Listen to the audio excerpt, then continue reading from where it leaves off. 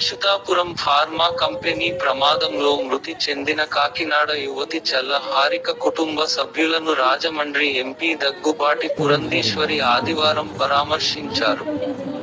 ఈ సందర్భంగా ఎంపీ మాట్లాడుతూ, ఫార్మా కంపెనీ ప్రమాద ఘటనలో చేతికి అందొచ్చిన బిడ్డను కోల్పోవడం చాలా బాధాకరమని, బాధిత కుటుంబానికి అండగా ఉంటామని ఎంపీ హామీ ఇచ్చారు. రాష్ట్ర వ్యాప్తంగా అన్ని పరిశ్రమల్లో సేఫ్టీ ఆడిట్కు ప్రభుత్వం చర్యలు చేపట్టిందన్నారు. తన ప్రాణాలు కోల్పోవడం జరిగింది. ఇవాళ ప్రభుత్వానికి నేను ధన్యవాదాలు తెలియజేస్తున్నాను. కుటుంబానికి అండగా నిలబడుతూ ₹1 పరిహారం కూడా చెల్లించారు. అయినా కూడా ఏ పరిహారం కూడా నిజంగా బిడ్డను తీసుకురాలేదు. ఆ తల్లి యొక్క కడుపు కోత ఏదైతే ఉందో అది చూస్తుంటే వర్ణనాతీతంగా ఉంది. ఒక మగబిడ్డ ఉన్నప్పటికీ కూడా ఒక 5-6 సంవత్సరాల క్రితం ఆ బిడ్డను కూడా ఎవరో ఎత్తుకెళ్ళిపోయారంట. ఈ పాపనేమో ఇలా కోల్పోయి ఒంటరిగా ఆ తల్లి నిలబడటం అనేది ఇది చాలా బాధాకరమైనటువంటి విషయం.